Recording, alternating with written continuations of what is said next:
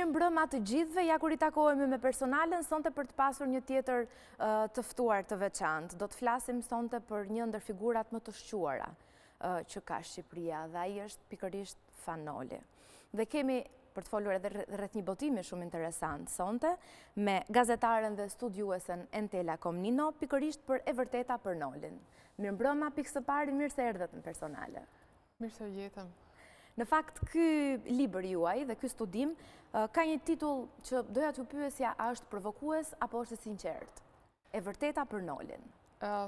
Titulli lidhet me një mekanizëm retorik për të zbuluar nëse do të arrish diçka, që nga një bisede thjeshte deri tek gjëra më të rëndësishme të shkruara. Pra nëse do të kuptosh se çfarë ka thënë vërtet dikush, është mekanizëm retorik. Pra është një filtr I mirëfillt shkencor. Në rastin e emrit dhe titullit që ka marrë libri, e kam parë që ka shkaktuar shumë reagime dhe është dukur dhe provokim, është dukur edhe korreshtje, është dukur edhe një mënyrë për të hyrë në treg ndoshta me një libër, sepse ky është librimi I parë pas 20 vjetësh. Para 20 vjetësh. Para 20 vjetësh ka qenë një libër tjetër për televizionin publik. Gjatë gjithë këtyre 20 viteve je marrë me studime mbi Nolin? Apo ka qenë në një periudhë më të vonshme? Ka qenë paralele, sepse unë kam vazhduar të jem gazetare pas shkputje në televizionin publik, por në këto vite ka qenë një procesi, një doktoraturë e cila ka zgjatur shumë, është krejt e kundërta e këtyre doktoraturëve që fliten, dhe kjo ka ndodhur po në Shqipëri, por me faktin që zgjati shumë, unë arrita të merrem dhe më thellë dhe të zbuloj gjëra të tjera, kështu që kur më në fund doktoratura u krye, mendova që mund të bëhej libër, dhe libër nisi si procedurë për si një proces çik më I çliruar se sa doktoratura, pra për që më afër njerëzve. Megjithatë, pastaj libri vet mori drejtimin ndryshe, duke futur element krejtësisht të rinj, dhe kështu që dhe ajo dëshira për të qenë fare si libër, ndoshta për të afruar tek njerëzit me ta element autobiografik që vetë Noli I ka shprehur, kaluan në disa shpjegime të tjera të cilat lidheshin me popullsinë shqiptare, me kulturën tonë, me gjuhën shqipe dhe me historinë, sidomos në periudhën kur Noli hyri në brezin e publicistëve shqiptar. Për të folur më konkretisht për librin, cila janë pikërisht ato etapa të figurës Nolit, çfarë parashtrohet në këtë libër për të? Libri ka dy shtylla, si mund thua, kryesore. Njëra pjesë ishte ajo e Nolit, me cilën dhe nisi vet libri, pra ishte bazuar mbi arritjet e një studimi, dhe për këtë arsye ato janë të sigurta në pikpamje shkencore për ato që janë thënë. Ndërsa nga ana tjetër pati, nuk mund të them dot një devijim, po pati një paralelizëm që u krijua vet nga fakti që në momentin duke studiuar gjuhën e Nolit, u duk që një element që ne ndjejmë të gjithë kur e dëgjojmë Nolin, na pëlqen e themi gjuha si e tij, kishte në vetvete një thelb shumë të rëndësishëm që lidhej si me pasqyrimin e kulturës dhe gjuhës shqiptare, ashtu dhe me mënyrën se si gjuha shqipe I ka formatuar, sidomos publicistët e shekullit të kaluar, për faktin se mungonte Shqipëria. Pra Shqipëria ishte në letra e coptuar, doli nga perandoria osmane me teritoret coptuara, me një kulturë që po shfaqje sigurisht pa identitet, sidomos për të huajt, dhe atëherë mënyra e komunikimit ishte shumë e rrudhur dhe rrethet anti-shqiptare bën të pamundur për treguar pikërisht këtë gjë, ndërsa publicistët shqiptar konfirmuan vetveten, por dhe kulturën shqiptare, duke përpjekur të gjejnë se çfarë duhet bënin vetë në jetë dhe me çfarë misioni do të qëndronin. Dhe në këtë mision, megjithëse u formatuan në shkolla të huaja, u përpoqën dhe gjetën mundësitë për të krijuar atë kulturë shqiptare mbi të cilën u ndërtua ajo që quhet sot Shqipëria moderne. Po ajo historia e martesës Nolit me atë gruan e pasur nga Egjipti, si është, edhe pse nuk funksionoi ajo martesë? Duket në autobiografi sikur e ka lënë këtë histori për të treguar që ka patur gjëra të tjera, pavarësisht statusit zyrtar të gjatë gjithë jetës tij që ka patur si beqar. Pra duket që nuk I kanë munguar në zhvillimin e vet lidhjet dhe historitë e tjera, e ka vuajtur si një I ri që ka dështuar në një lidhje dhe që një grua është martuar me dikë tjetër. Nga ana tjetër, ka dhënë të kuptohet në të gjithë thelbin e autobiografisë së vet që kështu I ka shënuar fati gjërat, pra mënyrën se si e ka treguar, pavarësisht se ngjarjet janë shumë realiste dhe shumë të referueshme në pikpamjet e jetës së Nolit, ka treguar për vetveten në fund të jetës së tij. Kjo tregon që ka zgjedhur ngjarje të caktuara për të lënë një lloj testamenti, por edhe për të dalë përtej vetë biografisë së tij. Pra për të treguar disa lidhje të caktuara, pra si lidhja e tij me fen, me mënyrën se si e zgjidhi profesionin e jetë, lidhja me Shqipërinë, me rrethet shqiptare, me kulturën shqiptare, të gjitha këto treguara përmes ngjarjeve të veçanta, japin të kuptosh që Noli nuk është në idenë e fundme që është fatalist, por që të jep kuptosh që fati vendos mbi disa gjëra dhe ai ka shansin ta kuptojë këtë në fund të jetës se pse kishin ndodhur ngjarjet njëra mbas tjetrës, pa këto lidhje shkak pasojë i shikon në një natyrë tillë që nuk ndodhi kjo këtu, do të kishte ngelur në Egjipt. Në qoftë se do të ishe martuar e do të kishte bërë një familje atje, do të kishte qenë maksimumi një prift ortodoks i kishës greke gjithmonë, se kishë shqiptar atje nuk ishte, kështu që kam përshtypjen që ky ka qenë synimi i Nolit. Sigurisht që unë e thash edhe në hapjet e emisionit, por edhe gjatë bisedës vazhdimisht del dhe do dali që Noli është një ndër figurat më të shuara që ne kemi, pavarësisht se në fakt ai ka qëndruar vetëm 4 vite në Shqipëri. Cilat kanë qenë ato figura shqiptare që kanë patur më shumë ndikim tek ai? Tek Noli. Lidhja e dukshme ka qenë me Konicën dhe Noli është më se i shprehur në raport me to kur thotë që ai ka qenë mësuesi i nënshkruarit sepse thot diçka tjetër dhe thot Konica është mësuese e gjithë dhe përfshihet në nënshkruarin që ishte Noli. Në episodit jetës vetë e tregon këtë marrëdhënie, ndërkohë ka qenë dhe një marrëdhënie shumë e ekspozuar në gazetarinë e kohës si një marrëdhënie që kishte përplasjet e veta dhe përplasjet ishin të forta dhe ato e trondisnin publikun shqiptar, ai që ishte sidomos të Amerikës, për shkak se të dy personalitetet kishin shumë ndikim në publik dhe shikoheshin si ndërmjetësues të fuqishëm jo vetëm publicistik, por edhe politik pranë faktorëve që mbështesin faktorin shqiptar. Por edhe ata ishin njerëz dhe patën marrëdhëniet e tyre me pushtet të caktuar për të arritur mjetet e tyre të jetesës, sepse si publicist edhe si politikan nuk jetoje dot.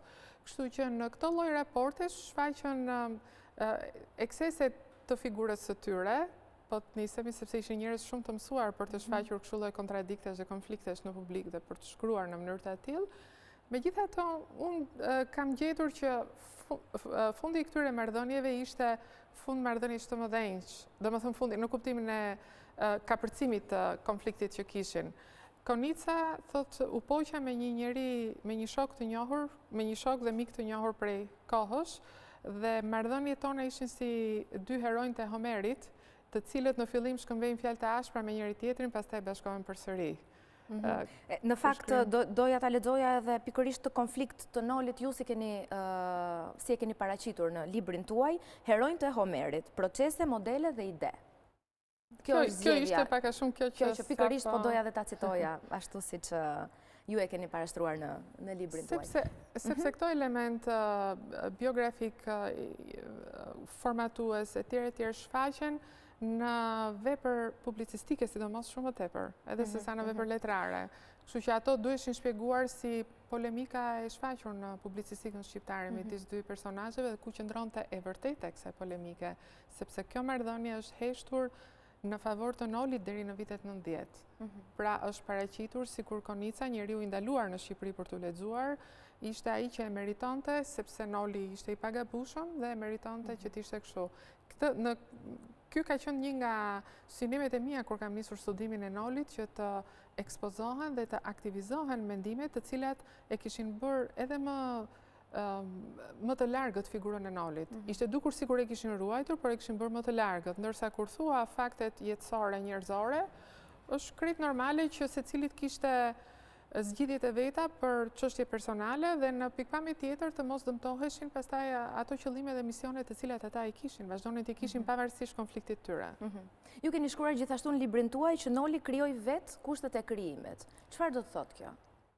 Kjo ishte në pikpamje konkrete është që autorëve të asaj periudhe ju munguan kushtet e krijimit. Pra, nëse flasim për publicist të fillimit të shekullit kaluar, fund të shekullit tjetër dhe fillimit të shekullit kaluar, bëhet fjalë që për shembull Konica i kërkonte para qeverisë Belgjikës për të botuar një revist ose gazetë, pak a shumë një organ që përpiqet ishte periodik në shqip dhe në frëngjisht. Sepse nuk mund të financohej në Shqipëri në kohën kur po shkputej nga Perandoria Osmane dhe kishte patur 300 vjet ndalim të gjuhës shqipe, nuk kishte organe dhe nuk kishte asnjë lloj mundësi, madje nuk kishte as shqipshkronja, pavarësisht se flitet në mënyrë episodike për praninë e disa shtypshkronjave në vend, por bëhet fjalë që kur u vendos në Kongresin e Manastirit se me çfarë gjuhe me çfarë gërmash do të shkruaj gjuha shqipe, u vendos me gërma latine dhe e shprehur kjo fjalë për fjalë, sepse me këtë mund të shtypeshin libra kudo në Europë. Pra, zgjidhjet ishin kaq të mëdha, duhet ta vendosësh veten sot, pavarësisht se edhe teknologjia ka ecur edhe më shumë dhe për vendet e tjera që i kanë pas disa kushte, por ta vendosësh veten sot që të kërkosh të bëhesh, të mbarosh në shkolla shumë të mira dhe të kërkosh të shprehësh misionin, qenien tënde, të gjesh profesionin e caktuar dhe nuk kishe asnjë lloj mundësie në këtë kuptim, këto kushte krijimit, të cilat ndikojnë në momentin e krijimtarisë. Pra, kur ne shkruajmë diçka, ne kemi parasysh publikun. Jemi në këtë moment dhe ne kuptojmë se për çfarë publiku po flasim, ndërsa ata duhet të shkruanin, të gjenin gazetën dhe të imagjinonin një publik kur t'i shkonte gazeta ose revista me kal ke një publik që kishte ose nuk kishte njohuri për të lexuar, që e dinte apo se dinte çështjen shqiptare. Në këtë kuptim, këto ishin kushte shumë të larta krijimi dhe të largta për t'u arritur, sepse mungonte minimalja. Po figurën e Nolit si politikan, si e keni parë?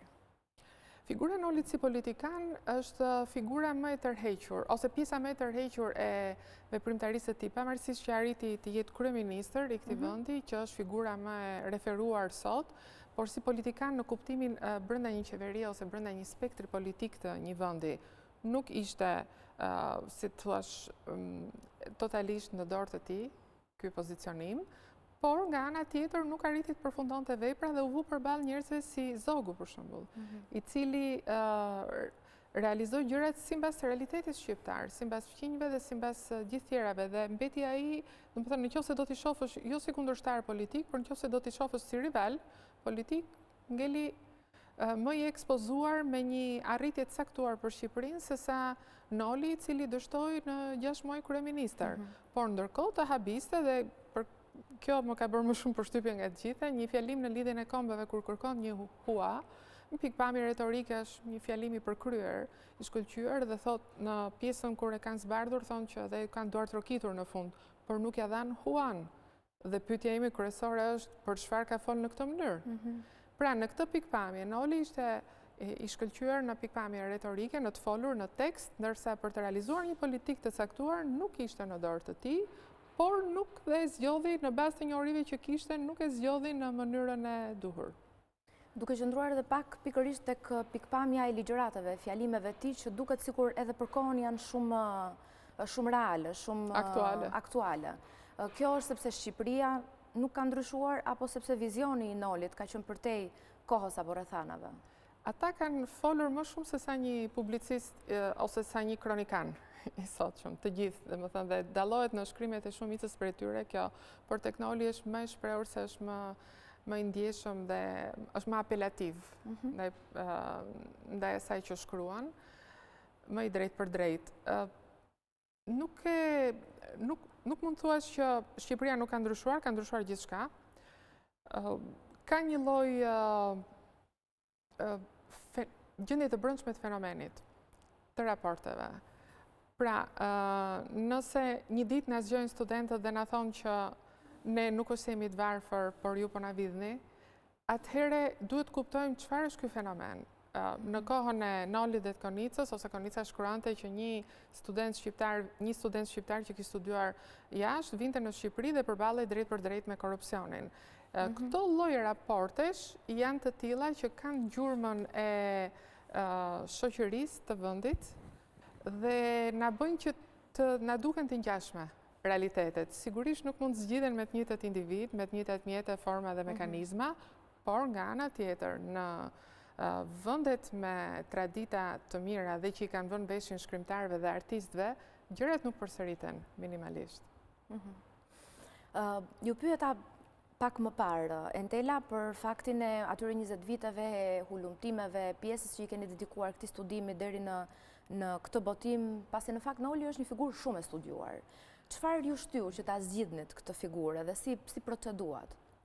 Në fakt zgjedhja ka qenë një këmbgulje e profesor Orgaqit, i cili mendonte që përveç gazetarisë merresha edhe me studim. Dhe nuk ka qenë një duke ime e parë, sepse unë kam qenë më afër Konicës si parapëlqim.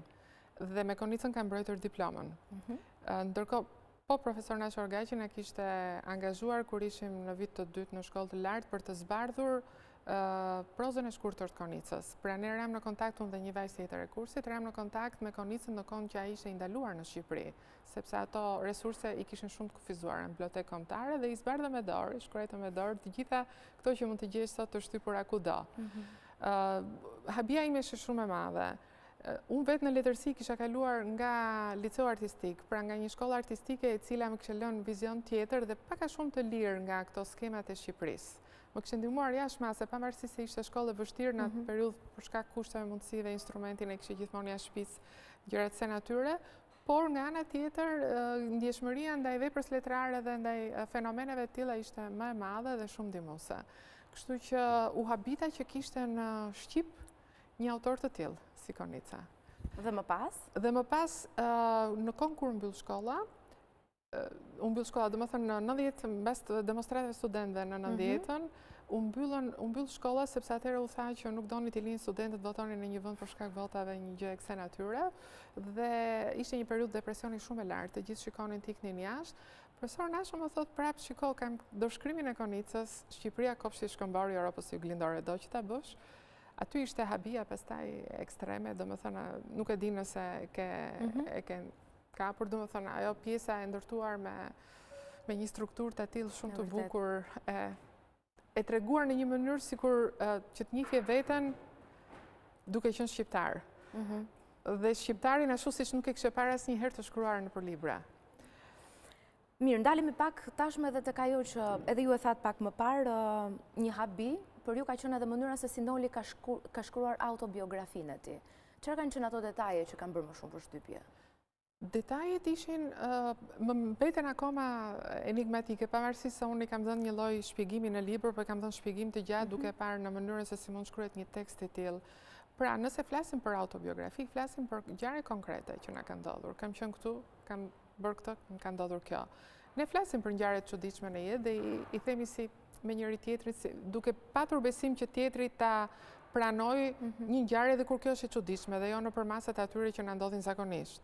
Noli ka treguar në autobiografi në vitet e fundit të jetës, me gjithat eksperiencë jetësore, që ka humbur jetën dhe kur është kthyer në jetë prap, ka parë mbi kokë, i ka përshkruar atje si ëngjëj, nëna dhe gjyshja vet, të cilat kanë qenë figura që lidheshin me të dhe këtë pikpamje ai figuracion atje qëndron.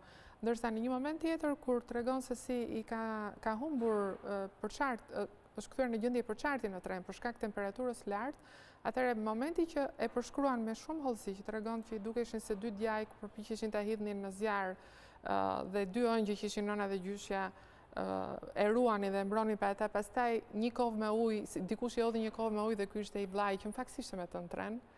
E gjithë kjo ngjarje përçarti treguar dhe disa ngjarje të tjera të kësaj natyre, të cilat i jepte me nën tekstin e idesë që feja e njeh këtë pjesën, mbi fuqia, vetë ndjeshmëria që kishte dhe ka pas të shprehur për të si ardhur në jetë me misione të mëdha dhe për këtë arsye i ka përcente këto ngjarje, pra nuk do i ndodhte aty shkaku, siç ishte edhe çështja e martesës, në një mënyrë që nuk ishte aty ndalesa, ishte diku tjetër, por të gjitha këto të treguara në një tekst autobiografik të lënë diskutimin se ose të paktën pyetjen nuk pyes ai ka ndodhur vërtet dhe ana ka gënjur ne, por çfarë ka dashur të na thotë? Me një realitet që ai normalisht e ka përjetuar ose gjendje psiqike ose si gjendje nuk e di se sa fizike. Në fakt, do doja të rikthehesh edhe një herë, pasi nuk dua që të na shpëtojnë detaje interesante të librit, faktet figurave që kanë ndikuar tek Noli pas çka pak viteve të jetuara në Shqipëri. A ka qenë një prej tyre dhe Skënderbeu? Skënderbeu është po ashtu brenda këtyre shfaqjeve, në një moment nuk e kisha vënë re gjithkohës, se Skënderbeu ishte një figurë të cilin të gjithë publicistët e asaj periudhe e rimorën për të sjellë, se më thënë, Shqipërinë kur kishte patur lulëzimin e vet, për ta treguar si model dhe për referencë, pra për të bërë një apel në publikun shqiptar me një figurë që kishte pasaportë në publikun shqiptar, s'kishte nevojë të kishte diskutime polemika, dhe ata e rimorën të gjithë. Por më bëri përshtypje në fund të jetës Noli, duke folur në një nga përvjetoret e organizatës në Amerikë, thot gati si duke folur me vete, nuk e di a ka ndonjë njeri që të jetë më gjallë se ai sot. Janë disa pyetje dhe disa fenomene që të vënd të diskutosh që për masat e njeriut në kuptimin e veprës së tij. Më thënë, po ta marrësh pikpamje figurative, rike këto pozicione. Kurse në pikpamje tjetër duket që ka qenë një personazh mbi të cilin ai ka vazhdimisht ka menduar, ka referuar, por ka referuar në gjendje gati si atësie. Domethënë as ndaj atit vet nuk referojnë në një mënyrë të tillë, ose ka qenë kjo nevoja e madhe që nuk kanë patur etër dhe e bën gjithçka nga e para në momentin kur u vendosën për të bërë Shqipërinë moderne. Dhe në këtë pikpamje ishin këto referenca. Por ka dhe një referencë tjetër të cilën e lidh me krishtërimin dhe që thotë shqiptarët i kanë dhënë botës 3 figurat mëdha të krishtërimit, që është Konstantini i Madh, Shën Jeronimi që përktheu Biblën në latinisht ishte gjithashtu shqiptar, dhe Skënderbeu. Shumë interesante. Ndërkohë që shumica e njerëzve e njohin Nolin si përkthyes. Si është raporti, pa çka se ju e thatë pak më parë, shpjeguat edhe atë dështimin, le të themi, duke e paralizuar edhe me zogun të Nolit si politikan, po si e keni parë në raport Nolin si përkthyes, si letrar më në përgjithësi dhe Nolin si politikan në botimin tuaj? Tek Noli si përkthyes u hap gjithë ky shtegu i gjuhës pastaj. Pra është pjesa e dytë, por nuk e marr drejt për drejt se si na e ka lënë Noli këtë, por ishte një ngacmim i vogël për të parë dikush kishte ngritur një diskutim se si e ka përkthyer Noli substancën në Shqip. Dhe mbi diskutimin fetar, por dhe të gjuhës shqipe, gjëra të kësaj natyre, aty më doli pastaj një hapësirë shumë e madhe, sepse konstaton për shembull që shkrimet më përkthyera fetare në gjuhën shqipe janë shkrimet e fesë ortodokse që kanë qenë plota me Kristoforidhin dhe të fesë katolike, të cilët kanë qenë edhe ato të vendosur më përpara, por janë njoftur shumë me ndikim në botën letrare këto të fesë ortodokse. Noli takon prej atyre që ka vazhduar këtë traditë shumë të madhe, duke parë të gjitha natyrat e përkthimit, dhe në fund të jetës përkthen nga hebraishtja në anglisht, përkthen Ungjillin e Shën Mateut. Dhe ati e bën një titull dhe një parathonje të çuditshme prap, që e quan Krishti poeti i Nazaretit. Krishti poet e bën këtë diskutimin e madh që pse Krishti poet. Diskutimi ishte i tillë që Krishti i fliste dishepujve meritëm për të riprodhuar thjesht prej tyre. Pra futet në koncepte shumë të mëdha të mënyrës së të menduarit, se si janë shfaqur këto konkretisht në tekste, jo thjesht në ajër si e besoj unë dhe si t'ja jap të tjerë, por në mënyra shumë konkrete. Duke i lidhur dhe me përkthimin e substancës dhe pastaj më rezulton që substanca greke, që është usia, nuk ngjan fare me substancën latine, që ishte substantia. Dhe një fjalë në mes i afroi shumë me shqipen që kishte dhunte me syrin, dhe arsyeja është po aty dhe po në të njëjtin grupim fjalës që ndronin këto për të mos kthyer përmbys dhe për të mos ndarë pastaj syrin e artë tek arsyeja. Kemi arsim sot, kemi përsjatje. I gjithë ky grupi i fjalëve dhe i mënyrave kuptimore për të mbështetur se ku qëndron shqipja me fjalët e para të njerëzimit, kjo të hapi një shteg tjetër pastaj diskutimesh, të cilat gjithsesi u programuan dhe u futën po ke diskutimi Nolit, por përfundimi ishte shumë i dukshëm që të gjithë publicistët shqiptar u formatuan në shkollat huaja, por elementi shumë i rëndësishëm i shqipes vuri gjurmën tek ata kur ata ranë në kontakt me gjuhën shqipe. Dhe kjo për shkak të disa treguesve që shqipja i ka marrë që nga lashtësia. Mirë, sigurisht që të diskutosh për dhe mbi Nolin duhet ko pafund, sikurse dhe ju është dashur në gjitha të fazë studimore, kërkimore, me fakte, me kuriozitete, me çdo gjë mbi të. Kështu që do doja ta lija pak me njan tash me Nolin për të bërë edhe një pyetje. Entela, mbi atë profesionin tënd të vërtet që ti e ushtron çdo ditë jetës tënde të gazetarisë. Prej shumë vitesh tashmë në televizionin shqiptar. Si e sheh që ka evoluar gazetaria prej nga kohës që ju keni filluar e deri ditët e sotme? Unë në qoftë se do ta shihja, domethënë me atë momentin e parë kur ndodhen ndryshimet, shoku ishte shumë i madh për gjithë, sepse ndryshuan shumë gjëra. Është e vështirë t'ia shpjegosh atyre që nuk e kanë kaluar këtë, por momenti depresiv ishte për gjithë shoqërinë. Kështu që të gjeje një profesion, të gjeje vetëm brenda kësaj shoqërie në këtë vend ose të ikje jashtë ishte dilemë e jashtëzakonshme dhe masive. Gazetaria, do më thënë dikush më prezentoj afër televizionit, atëherë filluan të shtoheshin oraret televizionin e vetëm që ishte, dhe nga ora 4 që kishin filluar të jepeshin lajme, menduan të bënin një program që nga ora 12, dhe unë futam programin e parë që ishte pak a shumë për të rinjt në ora 12, dhe aty bëja intervista direkte për libret në studio. Në momentin kur u shkputa për këtë dhe shkova për 2 semestra në Gjermani në një universitet që lidhe me retorikën dhe gazetarin televizive, më duke sikur ndryshimi ishte shumë i madh. I përjetonin për ditë këto përmbysjet, koha na duke e madhe, ndryshimi i madh, gjërat e mëdha sa nuk i përtypnim dot. Dhe kur e mendoj tani nga 94 për shembull deri tani, ose 97 që u bë libri për gazetarin dhe prap pata aty refleksione të tjera për kohën, për mënyrën si po shfaqej liria në gazetari, gjërat të natyre, kur e mendoj tani pas 20 vjetësh, them sa afër ka qenë koha e ndryshimit. Më thëmë, për 4 vjetë mu më duhet të përshtatesha në një universitet dhe me një jetesë jashtë Shqipërisë, me studentë që ishin rritur dhe që më pyesnin kur ka qenë hera e parë që ke dalë jashtë vendit tënd.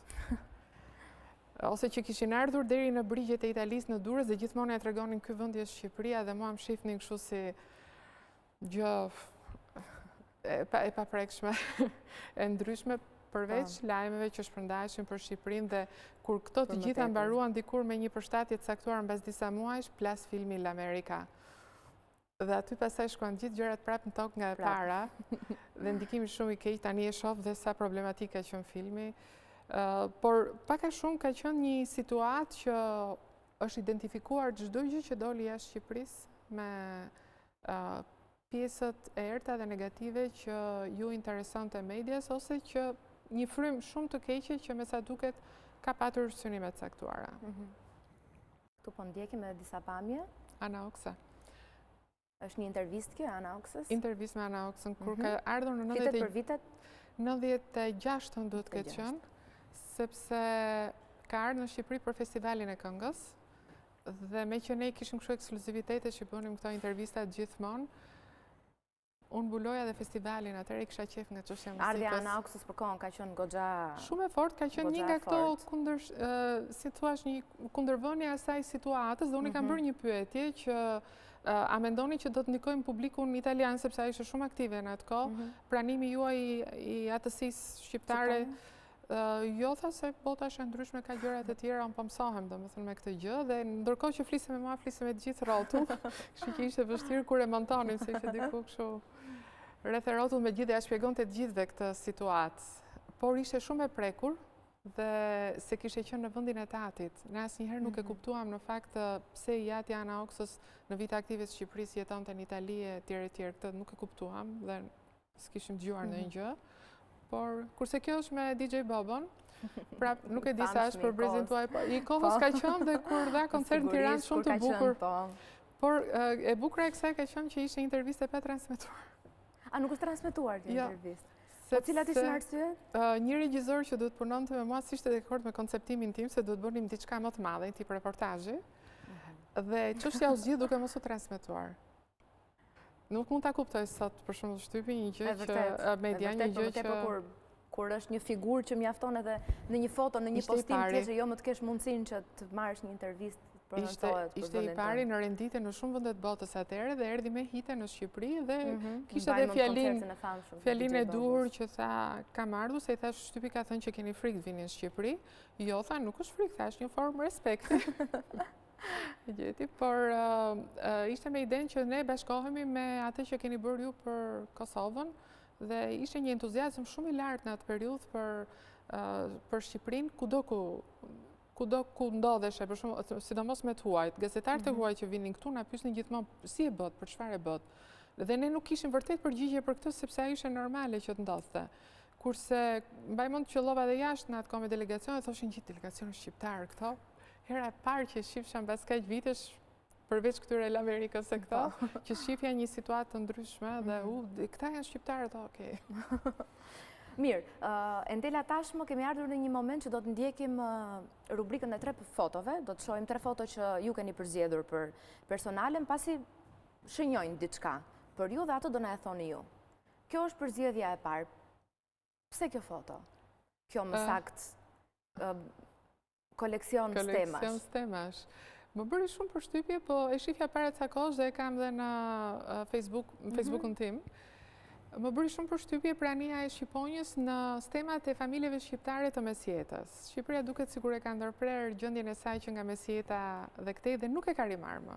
Gjërat e tjera i ka rimarrë, kurse familjet e mëdhaja nuk i ka rimarrë. Dhe aty pash me bëreti se çfarë donin të thoshin, pastaj u futa një çik donin të thoshin ngjyrat e Shqiponjës të ndryshme, të zeza, të verdha, kanë qenë bashkime familjes. Shqiponja ka qenë treguesi kryesor i familjeve perandorake të Komnenëve në Konstantinopoj. Ato kanë mbretëruar, domethënë ishin perandor për rreth 200 vjet, pastaj patën një lloj tërheqje sepse ndodhin këto degëzimet. Pastaj u përpoqën të riorganizoheshin me tribizon brenda Greqisë, domethënë disa gjendje. Por ndërkohë kam qenë gjithmonë kurioze, pavarësisht se thuaj edhe tek ne brenda fisit çështja e mbiemrit dhe merre mirëqen fakti që ishin po kjo deg, nuk e di se cila prej këtyre degëve i takon, por po e shifja me këtë sy dhe aty është familja e Komnenëve, është me po ta shohësh vetëm në 2-3 stema familjesh, Shqiponja është e vetme dhe pa ngarkesa të tjera. Kjo do të thotë që ajo ka qenë familja e parë me të drejtë mbretërimi. Kurse në vendet e tjera ku është kombinuar me gjëra të tjera, atje ku e gjen Shqiponjën jo vetëm Shqiponj, atëherë ka qenë familje cila ka patur krushqi me Komnenët dhe mund të merrte të drejtë froni ose jo, sepse të tjerët ishin në nivel princish. Shumë interesante. Por që familja të gjendet në Shqipëri, kjo është një histori tjetër dhe është një histori që nuk mund të tolerohet më nga historianët dhe ta tregojnë sikur u harrua gjithçka dhe u mbyll gjithçka mbas 1500-s. Plotësisht e vërtet. Lëm foton e parë që ishte shumë interesante dhe shkojmë tek kjo foto. Çfarë do me thoni e ka kjo foto për ty? Kjo është mamaja. Mamaja. Në vitet 60 pa lindur unë, do me thonë. Njëri shumë i rëndësishëm, është pak të thuhet për disa arsye. Ne na qelloi që të jetonim pa babain që kur unë isha 10 vjeç, do të thonë ai u nda nga jeta. Dhe shumë mamaja ishte pjesë, domethënë shumë e fortë e rëndësishme në atë periudhë, referencë pa diskutim, pjesa e vetme që të ngel nga prindrit dhe referenca bëhet dyfishe, por ajo pati dhe një përballim shumë të fortë të kësaj situate, ndërkohë që e kishte aq të fortë reagimin dhe ndaj asaj që ndodhi, ndaj humbjes së bashkëshortit. Dhe ne pam një njerëz që vuajti tmerrsisht dhe shprehu me forcë vuajtjen, dhe nga ana tjetër një njerëz që na u bë shumë zot dhe mbështetje dhe krah. Por këtu është në vitet akoma para martesë, kam përshtypjen dhe ishte edhe një grua shumë e lidhur me modën në atë periudhë dhe po t'i shohësh fotografitë shumë qefi kishte edhe fotografitë, po t'i shohësh të gjitha e reflektonte këtë çështjen e peshës me gjatësinë veshjet kështu modës fundit po në atë periudhë, megjithëse Shqipëria kishte filluar të mbyllej, por e ka patur këtë dhe i mbeti gjithë jetës, i pëlqente t'i bënte gjërat, pavarësisht mundësive, por i pëlqente t'i kishte dhe krijoi një peshë të rëndësishme, sidomos tek unë si femër, edhe për këtë aspekt. Që është i rëndësishëm tek femra. Absolutisht i rëndësishëm, duhet pranuar dhe duhet trajtuar. Shkojmë me foton e tretë. Kjo është shtëpia e lindjes së Mozartit në Salzburg. Unë nuk kam një foton time në atje, kështu se nuk jam shumë kujdesshme si mama ime, kështu për të lënë foton në çdo vend. Por ka qenë një çudi e madhe në këtë periudhën që thash që dilte delegacion shqiptar jashtë, thoshin këta shqiptarët që kanë pritë kosovarët etj.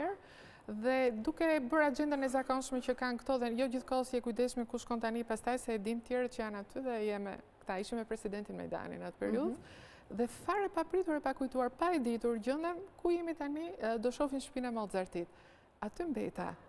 Kisha patur gjithë të vitin ndërprerje me pianon, gazetaria, këto ngjarjet e mëdha, çfarë ndodhte në Shqipëri dhe gjithë ato dilema, u ndryshoi sistemi tërë, nuk e mendoje dot kur para 90-s që do dilja shtetit. Ti delja shtetit dhe shikon shtëpinë e Mozartit, që se kishte planifikuar. Sot duket shumë e thjeshtë, po ishte 20 vjet përpara. 22 vjet përpara. Kështu që ka qenë një lidhje me presionin e dikurshëm për muzikën, momenti kur ishe shtëpinë e kisha lexuar disa herë një biografi të vetme të Mozartit që tregonte marrëdhëniet me Salierin.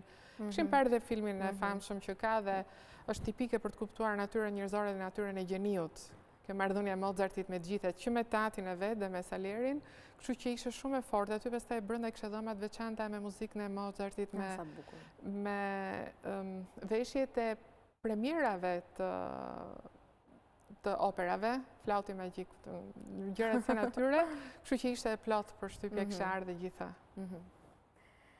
Shumë faleminderit për përzgjedhjen e 3 fotove dhe për historitë që ndave me ne, Entela, por ndërkohë nuk do të ndahemi ende bashkë, pasi do të bëjmë edhe një lojë. Loja sigurisht që do të jetë brenda njohjes që ti ke aq të mirë për Konicën edhe Nolën. Pasi këtu kemi faleminderit Denisa, këtu janë disa emra të disa personazheve shqiptare dhe do të doja nga ju që të citonit në një gjë të shkurtër nga Noli ose nga Konica që i përshtaten mbase natyrës apo karakterit tyre personazheve, sipas teje sigurisht. Fillojmë? Fillojmë. Gjergj Fishta. Të dy kanë thënë gjërat vërtet, të drejtë për drejta për Fishtën. Unë në fakt më kujtohet se si kam afruar Fishtën me Konicën, me Nolin dhe me konceptin e publicistikës shqiptare. Fishta gjeti një gjë shumë interesante që si parull gati, atme dhe fe për periudhën ku jetuan, për të treguar lidhjen e fortë të vendit, të gjithë kulturës dhe trashëgimisë shqiptare. Gati një lloj me parullën tjetër, feja shqiptarit shqiptaria, por ky ishte një koncept dhe shumë më i madh. Shohim cili është emri i radhës. Fanoli. Atëherë duhet të them Konicën për Nolin. Tani Konica për Nolin. Konica për Nolin është mos e i shprehur tek fakti që e shef veten dhe Nolin si dy heronjtë të Homerit. Dhe për mua ata ngelen heronjtë e Shqipërisë të asaj periudhe, së bashku me pranimin dhe me kontributin dhe të patriotëve të tjerë dhe të publicistëve të tjerë shqiptarë që bën që Shqipëria të tregohej së pari dhe pastaj të arrihej. Bukur është në fakt shumë të dëgjosh dhe të dish dhe të lexosh mbi këta figura kaq shuara të Shqipërisë, po për më tepër kur bëhet dhe kjo ndërthurja se mes njëri tjetrit të ideve, mendimeve apo çfarë ka lidhur është akoma dhe më interesante. Tashmë kemi faj Konicën, kështu që kemi Nolin për Konicën. Noli ka thënë shumë gjëra përveç pjesës së polemikës, jo po e shmang, por nuk është për të konsideruar si moment përfaqësues.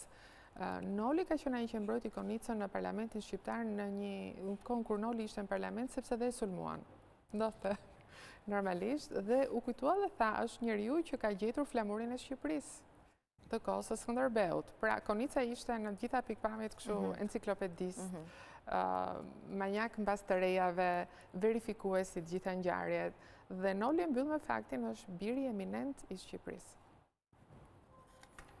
Shumë mirë. Të shohim tashmë duke vënë përballë pasi për Konicën dhe për Nolin i ezauruam, këta të dy çfarë mund të kenë një lloj lidhje apo çfarë mund të kenë një lloj citimi për Vaçezelën? Në fakt, mua më pëlqen shumë Vaçezela, një zë i shkëlqyer, të jep shumë hapësirë kur e dëgjon, se ka raste që të pëlqen muzika dhe këngëtari të pëlqen s'të pëlqen, nga që të pëlqen muzika e pranon. Kurse Vaçja ngriti këngë të cilat mund të ishin të diskutueshme, por i ngriti dhe i çoi lart. Nuk e di, po fakti që nuk kanë jetuar në një kohë vetëm afron një shprehje të Konicës kur përshkruan një nga berberët e Shqipërisë, s'ka lidhje me këtë, po fundi ishte shumë i bukur, sepse thot mbasi zihet me të berberin se i thot diçka të papritur, i thot ke ky brisku që nuk po e pastron, se ja thot me shumë kështu elegancë, mund të ketë ca kafshë zatë vogla dhe ai berberi që ruan të gjithë politikanët e Shqipërisë i thot ti thua që brisku i mund të ketë kafshë zatë vogla dhe thot Konica më në fund e di që këtu e kisha prishur gjithçka dhe se rregulloja dot më, por do doja të mos kisha studiuar në Sorbonne, po të kisha studiuar atje ku thonë që Greta Garbo kishte qenë berbere dhe të më ruante të më qenë Greta Garbo të shilidhjet. Po t'ja jepje Konicës kam përshtypjen këtë dhe ta dëgjonte do thoshte do doja të jetoja në një kohë të Vaçezelës dhe ta kisha arritur ta dëgjoja. Shumë e bukur lidhja me Greta Garbën për më tepër. Shkojmë me Aleksandër Lalo. Shumë simpatik me muzikën. Nuk e di nëse do t'i afroja, por kam përshtypjen që afrimi vetëm mund të ndodhte me faktin e fëmijëve. Aleksandër Lalo bëri muzikë për fëmijë shumë. Dhe të dy pavarësisht se nuk na lënë trashëgimtar ose ka diskutime për këto, s'kan lënë trashëgimtar, për Konicën kam dëgjuar diçka kohët e fundit, po këto janë gjëra që duan verifikimin e vet. Por po ti mendosh në jetën e tyre publike nuk ishe fëmijë rrotull, mendoj që do kishin patur po atë gjendje për ta shijuar një krijimtarisë si te Aleksandër Lalos, duke menduar që po bëhej në Shqip, po ishte muzikë për fëmijë dhe që në një situatë kur mund të këndohej edhe për fëmijët, e krahasuar me kohën e tyre që s'gjenin as ku të shkruanin për vete. Okej. Kemi dhe dy emra ende të mbetura. I parafundit është Ahmet Zogu, i cili u përmend sigurisht edhe gjatë bisedës tonë për e vërteta për Nolin. Konica kishte skrupulozitetin e madh që në veprat të caktuara e gjen siç është Zogun ose siç do ta ndjente një njeri i papërfillur nga Zogu dhe që pastaj kishte ose nuk kishte të bënte, por u detyrua të pranonte dhe u caktua ministër fuqiplot në Shtetet e Bashkuara të Amerikës, prej ku bëri figurën e vet të shkëlqyer dhe raportet ishin që asnjë diplomat nuk kishte performancën e Konicës pret diplomatit shqiptar. Pastaj për shkak të vjetërsisë edhe të situatës vetë atje drejtonte trupin diplomatik në Shtetet e Bashkuara. Personazhi i Shqipërisë kishte çuditëra të jetës mondane, gjërat se natyre i duheshin shpenzimet dhe një rrogë si e Zogut, por mos harrojmë që edhe Noli kërkoi një pension nga Zogu, për të cilin Konica thoshte i takonte sepse ishte figurë e Shqipërisë. Pra raporti të dyve me Zogun ka qenë raport me pushtetin, ka qenë një raport në kohën kur zihej Noli me Konicën, Konica e përshkruante se Zogu kishte qenë i pari që kishte rekrutuar Nolin për qeverinë e tij. Dhe pastaj kur vjen Gurakuqi e ndan nga Zogu dhe të dy përzon Zogun, pastaj kthehet Zogu i përzon të dy dhe ai thotë kjo është tragjikomedi e Shqipërisë në trakte. Raporti ka qenë i lëvizshëm, sot i diskutueshëm në mënyra të ndryshme, por unë e kam parë në raport me të vërtetën e kohës dhe të vërtetën e personalitetit të tyre. Ja dhe emri fundit. Të shohim edhe Ramiz Alin. Ishte një figurë që përpara viteve 90 është referuar si nga më të lexuarit e byros politike që ka qenë atëherë pra udhëheqësisë shqiptare. U duk që do të jepte pas vdekjes së Enver Hoxhës do të lejonte pak më tepër liri dhe më kuptueshmëri për gjërat, për mënyrën se si erdhi. Nuk ka akoma një qëndrim të caktuar historiografik dhe politik mbi figurën e tij dhe mbi shumë figurat e tjera para viteve 90, për të cilin do të mund pastaj të bënim një krahasim se si reagonte Noli dhe Konica ndaj një figure të tillë. Kam përshtypjen që duke qenë që të dy konsumohen goxha jetë gjatë në Shtetet e Bashkuara, nuk do të përputheshin fare në sistem mendor demokratik dhe sidomos në sistem të ekonomisë tregut në raport me atë që përfaqësonte Ramiz Alia. Entela, të falenderoj shumë për gjithë bisedën, për gjithë detajet e librit që ndave me ne, edhe kam përshtypjen që do jenë aq ngacmuese sa që sidomos edhe brezi im, po edhe breza akoma më mbrapa edhe më para, ta lexoj këtë libër, pasi sigurisht që duhet fillimisht njohim figurat tona të shuara dhe më pas të shkojmë tek letërsia botërore apo etj. Kështu që faleminderit shumë, edhe të uroj shumë sukses në vazhdim. Unë të falenderoj shumë edhe për këtë mundësi që më dhe. Dhe ndoshta për një mundësi që publiku ta njohë këtë figurë. Me Entelën dhe me figurën e Nolit do ta mbyllim të pjesë të parë të Personales, duke u larguar Entela dhe duke ardhur një tjetër e ftuar, kështu vazhdoni që ndroni me ne.